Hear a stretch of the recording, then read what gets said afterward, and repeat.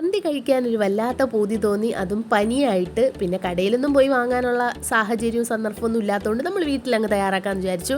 അപ്പം ചിക്കൻ എടുക്കുക, ചിക്കനിലേക്ക് കുറച്ച് ക്യാപ്സിക്കം, തക്കാളി, ഇഞ്ചി വെളുത്തുള്ളി പേസ്റ്റ്, മാഗി ക്യൂബ്, പിന്നെ കുറച്ച് മഞ്ഞൾപ്പൊടി, കാശ്മീരി മുളക് പൊടി, പിന്നീട് കുരുമുളക് പൊടി, പിന്നെ കുറച്ച് ചെറിയ ജീരകം, പിന്നെ മന്തി മസാല വേണമെങ്കിൽ കുറച്ച് ഗരം മസാലയൊക്കെ ചേർക്കാം, പിന്നെ ഒരു ഉണക്ക നാരങ്ങ, പിന്നെ കുറച്ച് പട്ടയും, പിന്നെ ചേർക്കുന്ന കുറച്ച് മല്ലിയിലയും ചേർത്തിട്ട് ആവശ്യത്തിന് സൺഫ്ലവർ ഓയിൽ ഒഴിച്ച് മിക്സ് ചെയ്തിട്ട് ഒരു 5 മിനിറ്റ് മാരിനേറ്റ് ചെയ്യാൻ വെക്കാം. 5 മിനിറ്റിന് ശേഷം ഫ്ലെയിം ഓൺ ചെയ്ത് നമുക്കിതൊന്ന് കുക്ക് ചെയ്യാനായിട്ട് വെക്കാവുന്നതാണ്.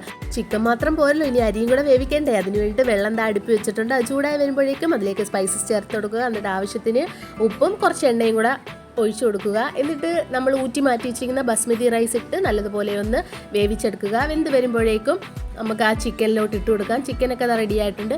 ഇനി ആ ചോറ് അതിലേക്ക് ഇട്ട് കൊടുക്കുക. എന്നിട്ട് നമ്മൾ ഇതിൻ്റെ മുകളിലായിട്ട് വേറെ കളേഴ്സൊന്നും ആഡ് ചെയ്യുന്നില്ല. നമ്മൾ ചിക്കൻ പൊരിക്കാനായിട്ട് മാറ്റി വെച്ച എണ്ണ ഉണ്ടല്ലോ, അത് അതിൽ നിന്ന് കുറച്ച് നമ്മളെടുത്ത് മാറ്റി അതിൻ്റെ മുകളിലായിട്ട് ഒഴിച്ചു കൊടുക്കുന്നുണ്ട്. ലാസ്റ്റ് ഡെക്കറേഷന് വേണ്ടിയിട്ട് കുറച്ച് പച്ചമുളകും കുത്തി കൊടുക്കുന്നുണ്ട്. എന്തായാലും തട്ടിക്കൂട്ട് മന്തി ആണെങ്കിലും ഈ സ്മോക്കി എഫക്റ്റ് എന്തായാലും വേണമല്ലോ. എനിക്കിത് ഭയങ്കര ഇഷ്ടമായതുകൊണ്ട് ഞാൻ അതും ചെയ്ത് 5 മിനിറ്റ് ഒന്ന് മൂടി വെച്ചിട്ടുണ്ടായിരുന്നു. അപ്പോഴേക്കും എൻ്റെ തട്ടിക്കൂട്ട് മന്തി റെഡിയായി. നല്ല ടേസ്റ്റ് ആയിരുന്നു കേട്ടോ.